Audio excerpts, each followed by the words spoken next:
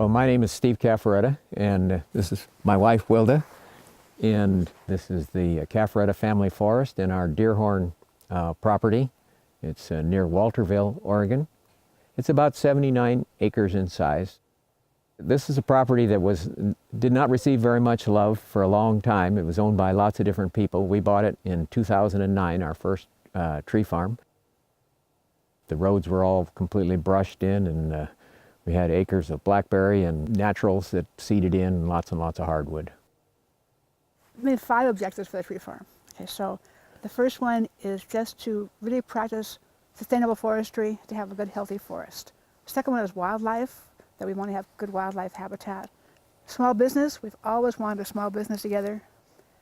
Fourth objective is to have a multi-generational family gathering place where our children, our grandchildren, and hopefully generations to come can come and play and appreciate the forest. And our last objective, our 5th one, we've just added that. It was always implicit, but now it's explicit. It's just to keep ourselves mentally and physically fit. When we first purchased the property, we set between the two of us a 5-year goal to bring the property under management in that time period. Then we had 3 main areas to bring under management. One was the fields of blackberry and brush that we had, about 8.5 acres of that, and so we've converted that to plantations. The second was within the conifer stands. We had an awful lot of hardwood, including old big leaf maple clumps, so we injected that. The third one was the conifer stands that were planted in '89. So we had a stand that was about 650 to 700 trees per acre at age 23. So it was very dense, and so we commercially thinned all of that in 2013.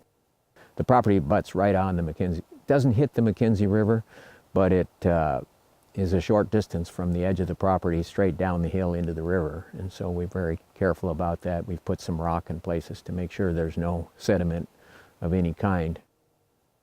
Well, the management plan is really the key to our whole operation here, and we use it, first of all, of course, one of the key things with it is setting the objectives, but then the management plan helps us prioritize the work, which things should be done first, which ones will contribute the most.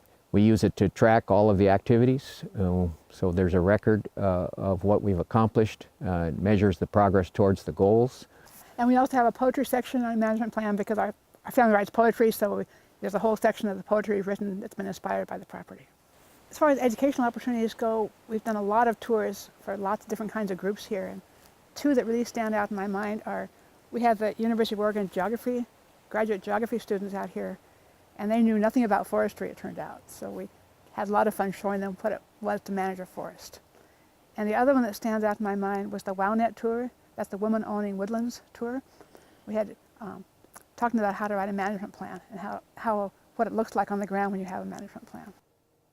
When we sold the logs from the commercial thinning, the fact that it was certified was important to the purchaser. Overall, it's a measure of the performance of the tree farm and just being able to show that we're trying to do the right thing, and so we like having that sign out in front.